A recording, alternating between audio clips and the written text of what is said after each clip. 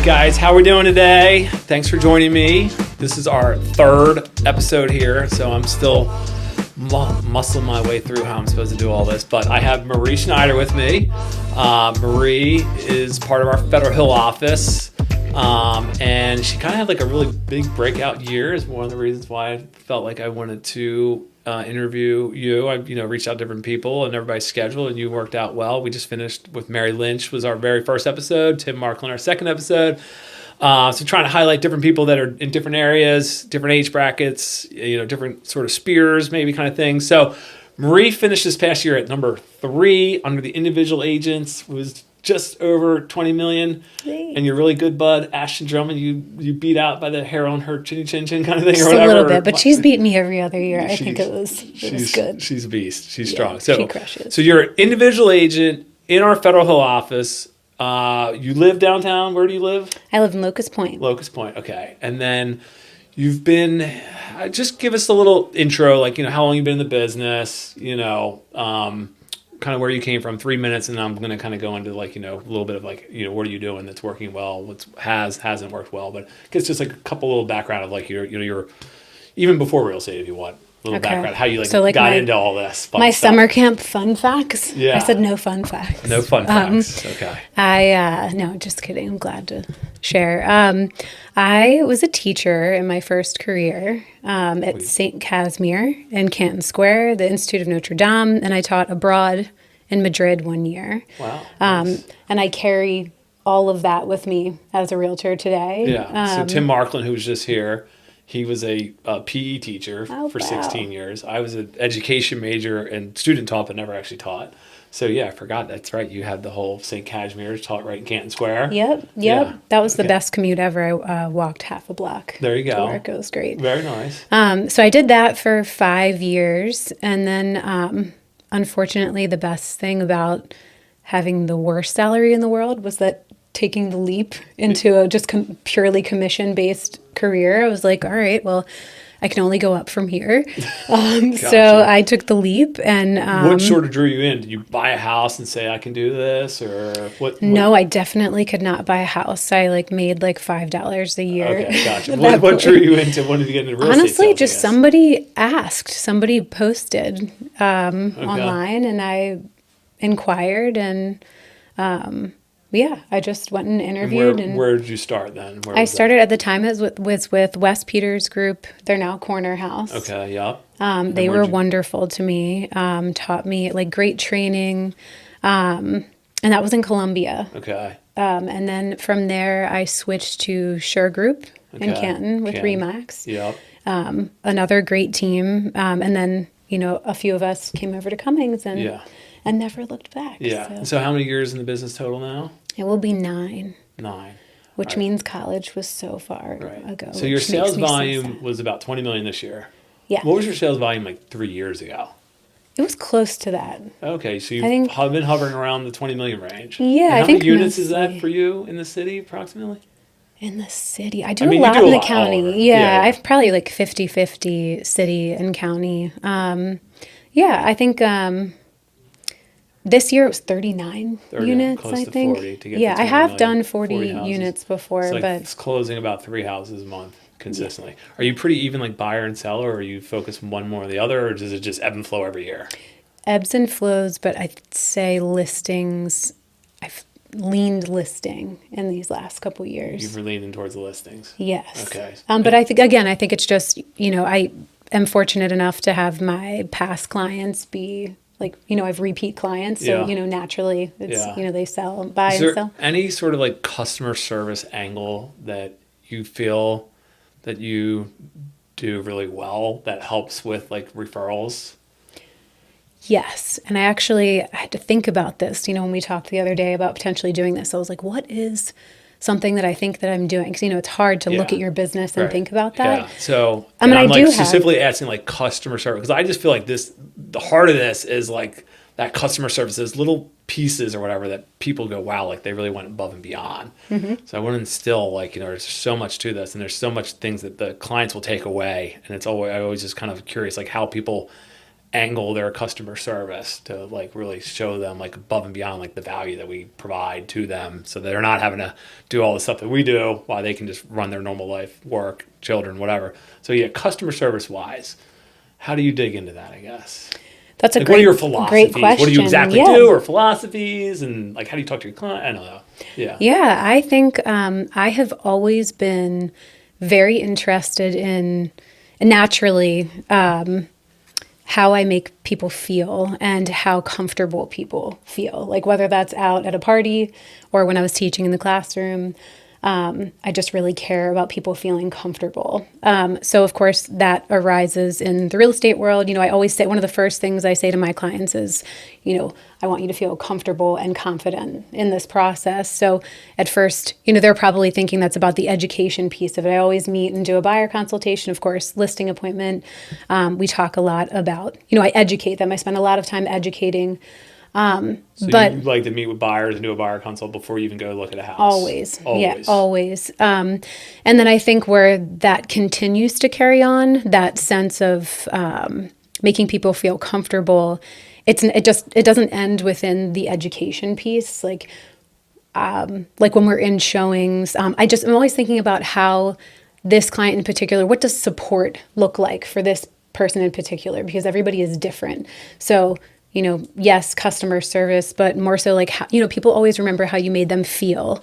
And I just am really thinking about that. And I'm putting a lot of effort into making them feel comfortable, because you make the best decisions when you feel comfortable and confident.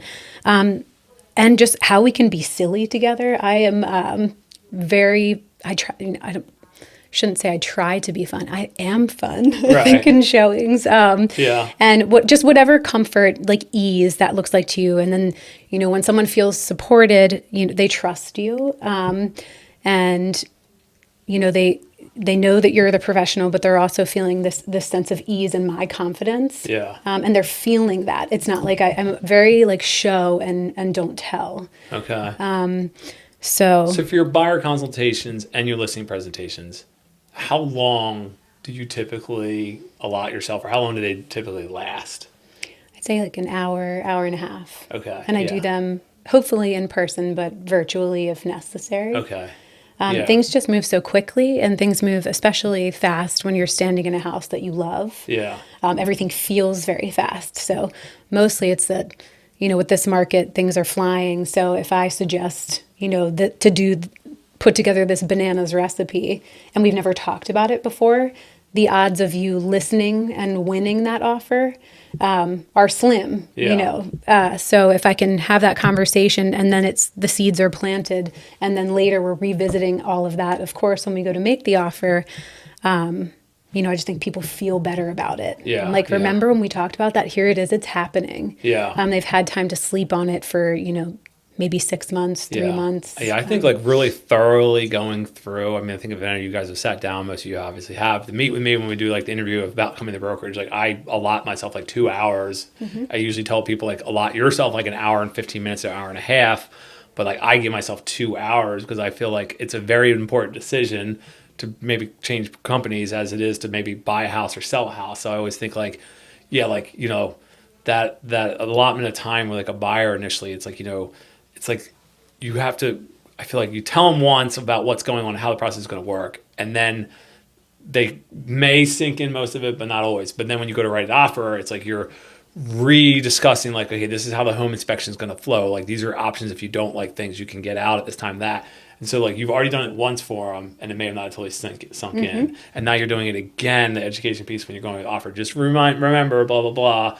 So I feel that really upfront taking time with people like you do, especially buyers, helps for a more successful, more, confidence with they have in you and you have with them, that, we're all on the same team going down the right path. Absolutely. And it doesn't end once you're under contract either. So that nurturing, that comfort, that nurturing, If you're controlling the temperature and the energy, and because I don't mean it to sound so kumbaya that I just want people to feel comfortable, it's also about control. If I'm giving you the space and to feel good about what we're doing and to have you feel confident, and then we go under contract, I'm going to be sending that same message to the listing agent. Like, we are easy to work with, we are professional. And of course, all the other things should be prerequisites, in my opinion, like the organization, the professionalism, my strategy.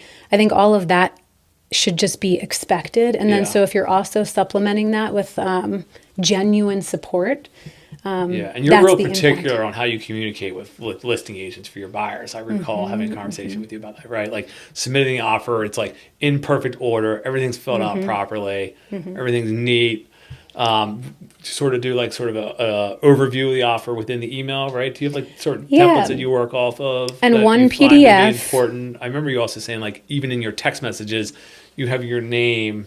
Like, when you text with an agent, it says, like, whatever you text them, and then it's always just sort of, you have it set in your phone or whatever. It says Marie Snyder, so they know who you are in case they haven't saved you in their phone. Isn't that something you told me once? I don't have it as like a signature, but I do try to. This probably sounds silly. I try to say something funny when I message them. I'm trying to think of an example, but they're getting the same questions over and over again. Yeah. So I try to add humanity back to the situation. If I'm just texting, how many offers do you have? What's the deadline? I want them to remember me. Yeah. And I always have in the body of my highlights when I'm sending the offer, like, easy agent to work with, because I am. Right. I do as much. I am all hands on deck. I'm doing as much homework for everybody as possible. Sometimes, if a seller is difficult to talk to, sometimes it's easier to, spell out an email. I try to make my emails as beautiful as possible in hopes that the listing agent might screenshot it and send it to their client. Like, I assume that everyone's going to do that, even though they might not. They might read from it, or they may not use it at all. But it's my way of being as persuasive as possible. Kill them with kindness, pleasantness. Yeah, and make me not the bad guy, but if they can read my exact words that are on behalf of my client to get them what they want. Right. Because if it's well written, a lot of times agents will just use the email method. Yeah, and adding like a sense of here's why, here's where we're coming from. And listing agents can't always do that because they don't want to seem like they're empathizing with the other side. Yeah. In terms of like goal setting, like, are you a big goal setter in terms of things, or you just kind of take the year as it comes and work hard? We do every year. We have that conversation. And when you say we, just our squad. We're not technically a team, but we do meet monthly. So you have a kind of group in the brokerage of people you worked with previously, or you kind of, so you've just found different sort of accountability partners within the brokerage. Yeah, we're a family. Which I think is just great. There was like a book club going on in the other room here, which is some agents from the Perry Hall office. I saw somebody from the Bel Air office. I saw somebody from the Canton office. And so they were doing a little book clubs. And then I'm sure they'll chat some real estate. So there's lots of different groups. And I always just suggest to you guys, if you're newer here, you don't have a group, like, there's plenty of people here. You just got to kind of go to the events, get on the Facebook page, engage, interact, and you can find your group. So you have your sort of goal setting with a group of other agents, even though you're not a team or anything, you kind of set a standard with. And you sort of track those goals throughout the year and try to... I do not. I wish I reference my goals, and like there are marketing things I try to touch on every month that I do, like, I have some loose sort of schedule. Yeah. And I do have a magazine that goes out every other month that I do not write, but it's beautiful and it looks like I write it. How many copies of that? Like, how many different people are in your sphere? About 100. It's expensive, but I think, I see them sitting in offices. I think it's like $500 every other month. Okay. But I get texts about it still from clients. Yeah. And like, who doesn't at least flip through a house that has design, or a magazine that has things about a house, design ideas. Like, people love the HGTV look. There are recipes in it. Yeah. I love that. And they put a letter that's, well written. I have an English degree, so I'm very much a stickler about writing. So they write a letter that is usually very eloquent. Yeah. And they make it look like it's written from you. So I've been able to carve out my time because that goes out automatically every other month. Every other month. So it's a good, just like sort of, client touch point. Mm-hmm. I see them sitting in my clients' offices. Yeah. Gotcha. So they're paying attention. So that works. Yeah. Yep. I think like those touch points, you don't want to be like overwhelming, I guess, and annoying in my opinion, but like, yes, like having some sort of structure that you think works for your clients, your sphere is something that, yeah, it's great. Like, yes. I socialize a lot. I think like Yeah. I am out, like when if I'm thinking about what I'm doing, I communicate with a lot of my clients. Like I Yeah. just find a way to keep in touch genuinely. Yeah. And again, humor, I rely a lot on humor and finding Yeah. a way to be like silly with clients. Yeah. And Are you using like a CRM program to kind of like stay on top of like clients and the interactions and following and no. I Yeah. know it's terrible. It's not the answer you want, Right. but No, I no. don't do that. I always find it interesting because it's, I'm into that, but not everybody else is. I mean, are you working off of like a spreadsheet? I do have, like, I have my database. I send, like, my lender is gracious enough to send out mailers on Yeah. my behalf when needed. I do magnets. I always do Orioles. I always do Ravens. Yeah. Okay. So And then the outside of this magazine every other month. Yeah. Okay. So, and then we do a client appreciation event every fall. Yep. So I am consistent enough. What type of events have you guys been doing? We've done a couple of events. The one client appreciation one was at the Wine Collective in the fall. We've Okay. done them at Diamondback Brewery. We Okay. always have a photographer doing like Christmas photos, family Yeah. photos. So you're pulling in other agents to sort of like cut the cost of that photographer Yes. for the day. They're bringing their clients. You're bringing your clients. You're friendly, but you don't have any overlap issues, I guess. No. No, haven't. Yeah. No. Everybody's spear. I feel like everybody thinks it's like so. I mean, they do call it small more, but like small to more. But then when the reality is, there's hundreds of thousands of people, so not everybody. Yeah, there's plenty to go around. We've Yeah. never had someone stolen Yeah. or whatever. Artificial intelligence. Are we into that at all yet? I'm from the 1900s, Dave. I don't. You're younger than me, so all right. So you're not messing with that too much.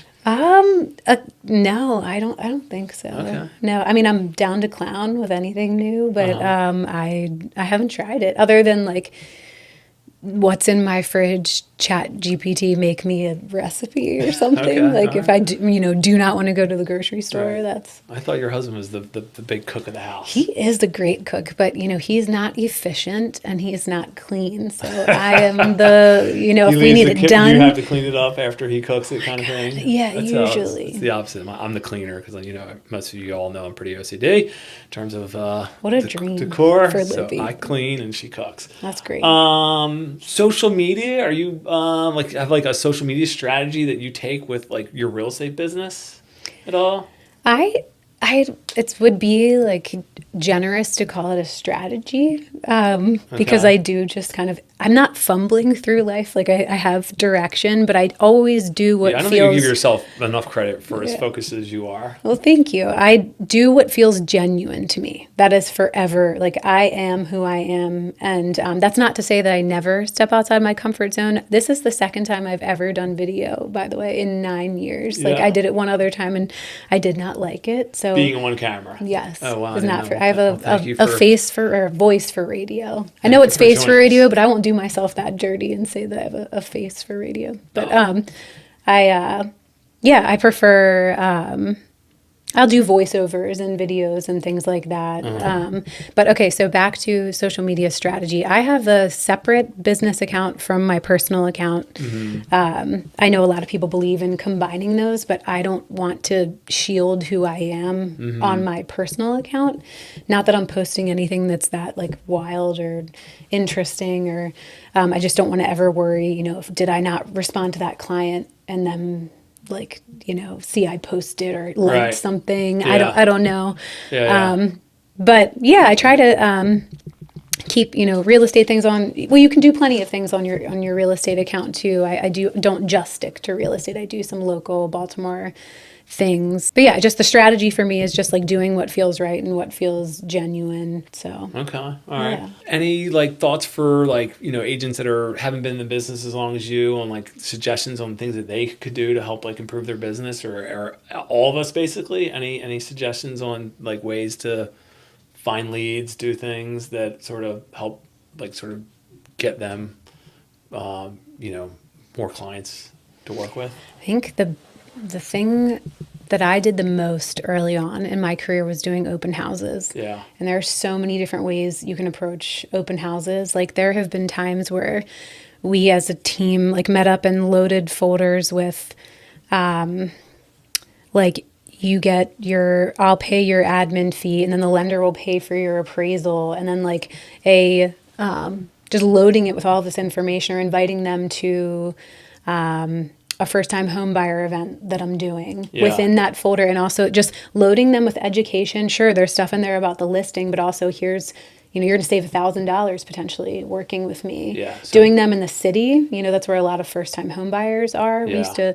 Ashton Drummond used to do 4 open houses like every weekend. A weekend. Yeah, we did those a lot. That's like the hustle. That was the hustle. Saturday, Sunday, Yeah. giving up your prime time, daytime of the weekend to do open houses. Yeah. Yeah, and just Like where meeting you cut people. your teeth. Yeah. Yeah, and then like getting, that's how you meet other agents too and represent, they're going to ask you to do more open houses if you represent the house well and you were polished and So you were doing open houses because you didn't have all the listings back then. You were doing open houses Yes. for other agents, Yes. which obviously you can do here too. And we have the inventory to have plenty of open houses done every weekend. So you were sort of sucking up to some of the agents in your office that had nice listings and saying, I'll do a good job. I'll make sure the house, when I will leave it the same, and the client providing happy, feedback to the listing immediately. agent, how many people came, all that type of stuff. Yeah.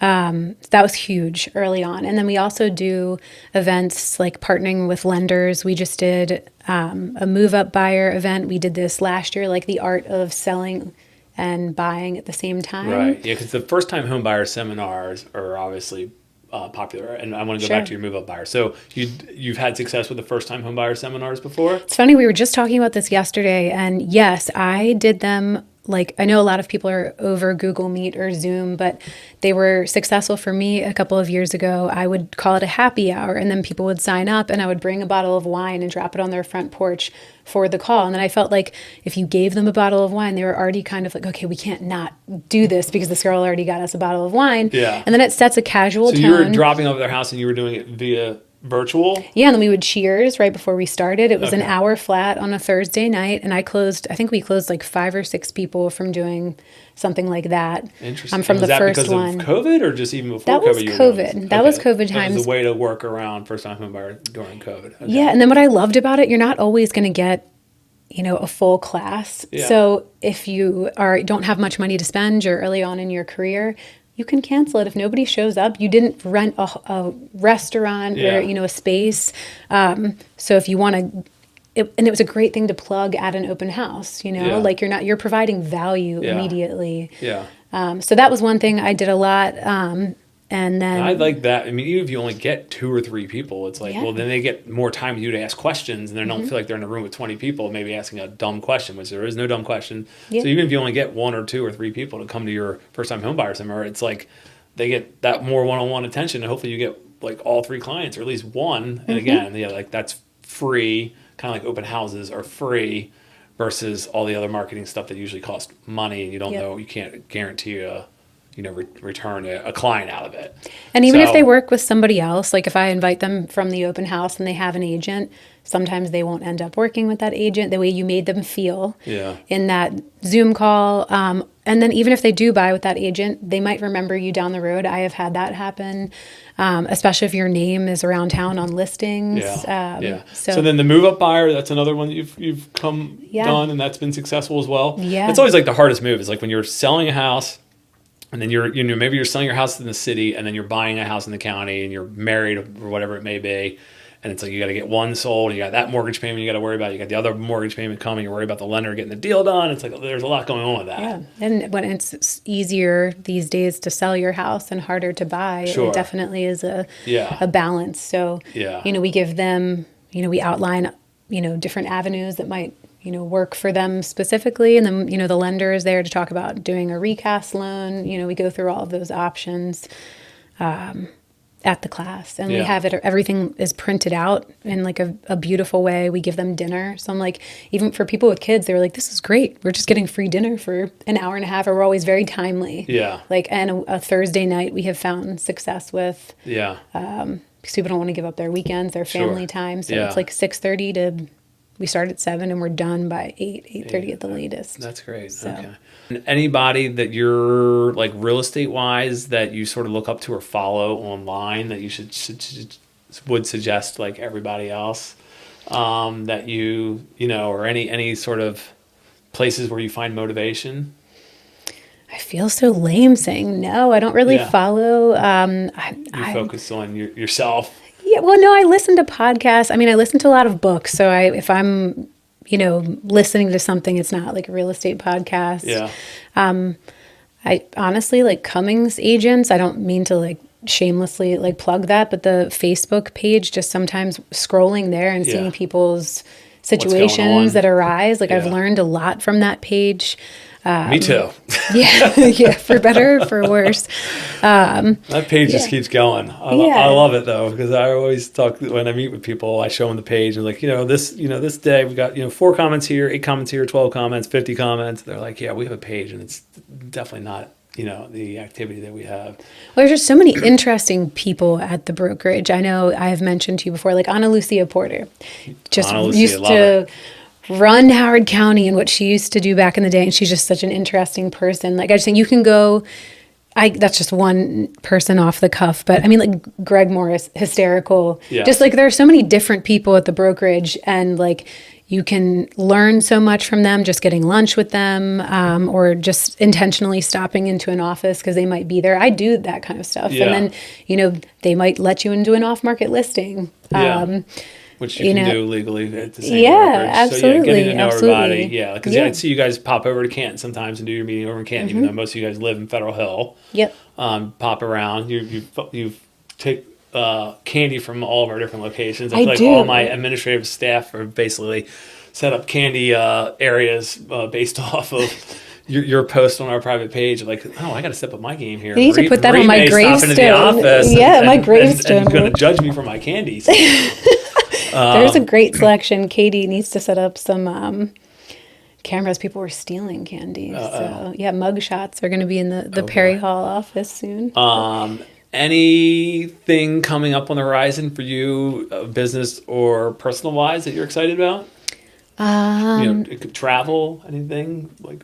I'm such an open book, so I'll share. If any Cummings agents ever want to talk about like their fertility journey, that is, I've shared publicly, like online, that last year, was my best year in real estate, but personally it was a big struggle. So the more I have been open with that, the more people have reached out, and I just think a lot of people don't talk about it. And like, Yeah. I would love to be here for somebody to vent or learn from and share. So I have no hesitation. I don't feel it's so hard for me to feel awkward or something's like an overshare. So if anybody ever wanted to, that's what's going on in my personal life. It's not exciting. I appreciate you bringing that up. Yeah. Are things going okay at the moment? We're in a fingers crossed phase. Okay. Yeah. I know we talked So about that a little hopefully while there will ago. be some good news for us soon. But if not, it'll all work out the way it's supposed to in the end. Yes, Right. yes. You have So- a good attitude about that. yeah, travel wise, not as much as I'd like, because I definitely have traveled a lot, and but that's my focus. What about like what restaurant should I go to downtown right now? What's like what do you think is This like is like, worth we can me? talk about this for a long Federal time. Hill, Locust Point area that I should hit that I haven't been to in a while, You know, or is new. it's Hidden not gem really or new. new? What do you where do you like hang? Where I do you could like to talk go? about this. Like for, what's for some good days. food? Oh my gosh. Okay, so Libby's a foodie, so I need like a surprise or something. this isn't like a surprising one, but Rye Street Tavern we just went to again, and that restaurant does an excellent job. That's the one that in Plank- southern Baltimore Peninsula. Baltimore Peninsula, owned by Kevin Plank, where they moved to Under Armour, which I want to go Yes. see the whole like new Under It's like Armour SimCity. building. Yeah. The Under Armour building is like this whole like sort of Swiss built like wood timber It's beautiful. building. It's all glass on the outside, but the inside's like these all like beam basically, like a post and beam kind of. Yeah. And I watched a YouTube video on it. I'm like so excited. So Rye Street Tavern, which is over in the whole new Under Armour area, is good eats. I good- mean, good the food. chef knows what he's doing, and like the scene is just beautiful. Okay. Like the restaurant's decorated beautifully, and they have live music on the water coming up Okay. here soon. Yeah. That's a great spot. An old classic, One-Eyed Mike's. If you've never been there One-Eyed Mike. in Fells Fells Point, Point, yeah. best old fashioned, best creme brulee. ever. Really? All right. Good to know. Best high-end Mexican food in the city is La Calle, in my opinion. Where's that located? That is Upper Fells. Upper Fells and Butchers Hill are crushing the food scene right now. Marta is one, right? Oh Yeah. my gosh, yeah. I Little tried to get a Donna's, reservation people there are the other talking night and I about. could not get in there. What's the other one? Little Donna's, I haven't been there Donna's, yet, but okay. people have been talking about that. Okay. Love Pomelo, people have been talking about. So I have some on my list. We're Yeah. always hunting. Yeah, I love going to like the local places. No offense to the restaurant groups. I really like the mom and pop local places that are just, very much, they're so focused on their thing and trying to support them. So, all right, all good recommendations. I'm going to try to check them out, you guys, as well. I think that is it. Anything else? No, All right. I thank greatly you so appreciate you doing our much. third Yeah. episode. I'm going to kind of put these out once a week. So thank you guys for tuning in today. Greatly appreciate your time watching this. If you got any questions for Marie about business or the ladies, any of the fertility stuff, Marie's open to talking about that. Which Yeah, I or greatly if men appreciate. ever want to complain, they're along for the ride too. But yeah. True. No, I mean, it's very Yeah, it's a tough it's situation. tough So I for the whole appreciate you fam, being but open yeah. to sharing. If anybody wants to walk their dog with me, I walk my dog for an hour and a half every day. If you want to come to the city or I'll go hiking somewhere, that's my biggest hobby, probably is walking the dog. That's cool. Awesome. All right. Well, I appreciate your openness to sharing and offering all that up. All right, guys. Well, till next time. Thank you, guys. Thank you. Take care.